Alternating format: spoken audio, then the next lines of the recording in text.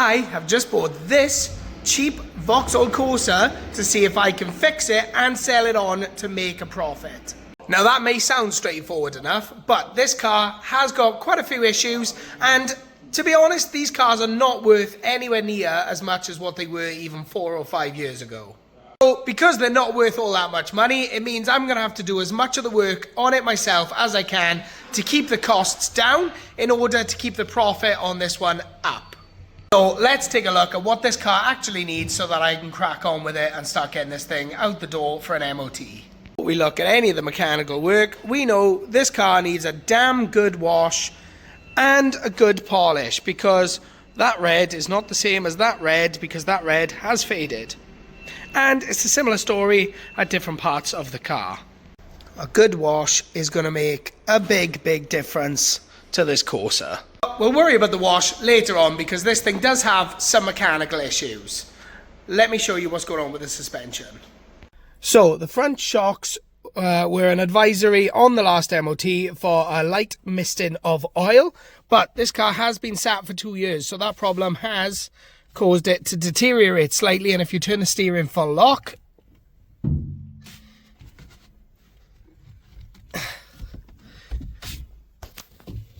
I don't know if you heard that. Ping! You get a pinging sound, which is usually caused from a broken spring. Now I know it's a broken spring because I have already looked under the car and I've seen that the spring is broken because a piece actually came out in my hand. While I was under there checking out the suspension, I could see that the subframe arms were incredibly rusty and corroded. They were solid, but they were rusty as hell. So I'm going to change those as well, and I'm going to do the drop links just for good measure so that the full front suspension is done and it won't flag up on the MOT. Now, also when you drive it, the brakes are grinding a little bit, which we'll see when I get under there what they're looking like. It could just be that they're rusty because, like I said, this car has been sat for the best part of 2 years. From the front of the car, you can see something I have already done. I've actually replaced that headlight. You can see it is a hell of a lot cleaner than that one. That one is all faded from where the car has been sat. And the reason I changed that headlight was because the one that was on there has a giant hole in it. So I've already done that one because I got the headlight for 30 quid and I had like a spare half hour, so I put that headlight on already. So that's pretty much all of the bad bits. Maybe I might need to do the rear suspension, because in the last MOT it did say that again there was a light misting of oil on that, but the rear shocks do seem okay, so I might just chance those in the MOT, because obviously I do need to look after the costs on this project, otherwise I'm not going to make a profit at the end. One thing that is good with this car is that it does run and drive, because when I first went to get it, obviously the car was dead. It had been sat for 2 years. I brought the battery back, put it on a reconditioning charger, and there is life in the battery. The car starts on the turn every single time now. So saved money on a new battery by sticking it on the reconditioning charger. So before I crack on with the suspension, what does the car owe me so far? Obviously 30 quid for a new headlight and £200 for the car. So that's £230 so far on a car that hopefully will be worth about £1,000 when I'm done with it. So let's jump onto the suspension.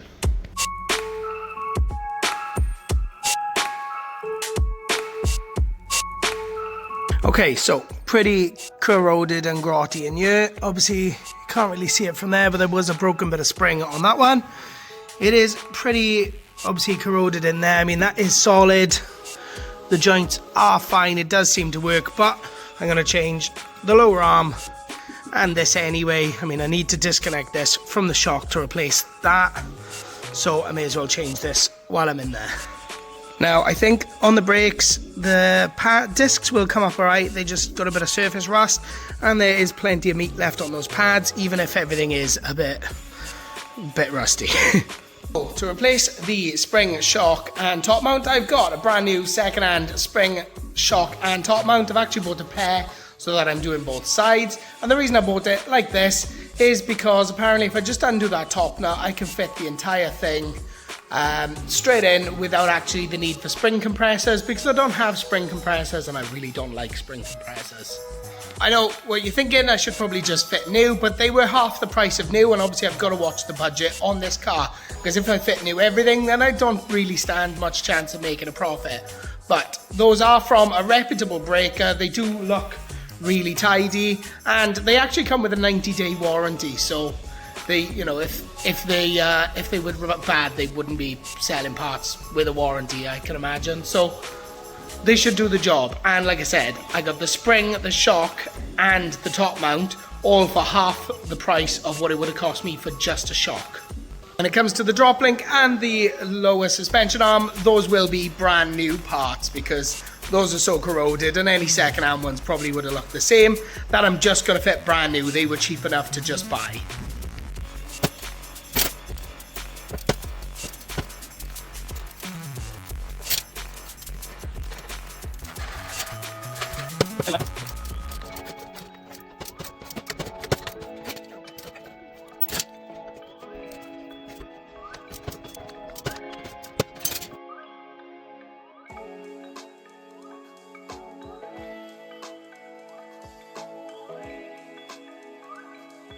Oh, quick pause there, because I am already running into problems that you get when you buy something that has been sat for a few years. Obviously, I've struggled to undo a lot of nuts and bolts down there that are holding all the suspension in, because they're just really rusty and really, really tight. But they have all come out. The biggest problem I've been facing is up here at the top mount. If we look there, I have actually had to get somebody to angle grind the top mount nut off, because if we look at it, that you just can't grip that. There's nothing, I mean, it's even rounded. There was a nut underneath the top mount itself, but you just cannot grip that either, or I haven't been able to anyway. So we've cut that off. I tried pretty much everything I could think of before cutting it off. I literally compressed the suspension right up, but because that spring is snapped, it's just not getting enough to get that nut up there to grip it. So we cut it off, job done. I got a new one, that's called brand new second-hand one that's going on there anyway, so let's carry on with this.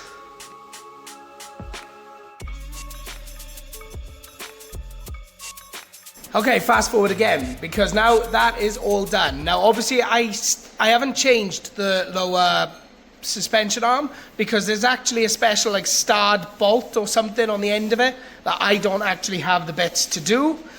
Plus, it's a bit awkward trying to do that on a jack. It probably can be done, but I have got a mate who is going to be doing the MOT on this, so he is going to do those lower subframe arms for me at the same time. So I don't have to worry about those, because he's just going to put it up on a ramp and do it, and then we know it's done, proper job, ready for the MOT. On with the other side. So I have already cracked the nut on this side. I put a 9mm on the top, same as the other side, but that is now turning freely on its own, so no need to angle grind this one off.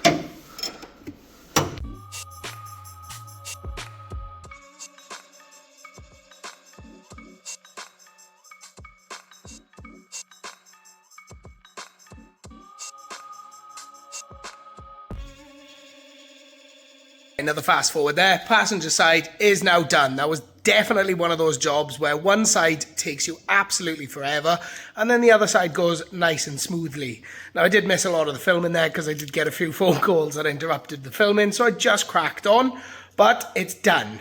The passenger side was a lot easier than the driver side, because obviously I didn't have to cut off that top nut, but getting the nut off this was an absolute nightmare, because the thread is all chewed and the bolt is a bit warped.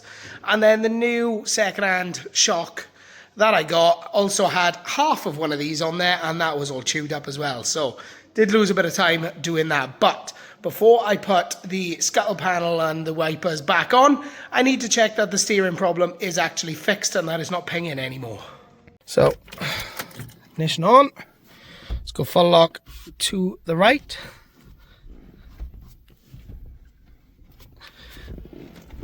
No ping. And then to the left. Bit of tyre squeak from the floor, but that is not pinging either. Apologies for my heavy breathing there as I try and steer. I've got that illness that's been going around this year. I've had it for like 3 weeks. I think I'm at the tail end of it now, but man, is it leaving me out of breath. But that is pretty much a job success. There's obviously still the bottom arms to do, which, like I said, they're going to get done with the MOT, because I got the parts, I want them done so that it's all nice and new under there. So they'll take care of that at a later date. Now, let's start looking at getting this thing cleaned, or get the scuttle panel and that back on first and then get it cleaned.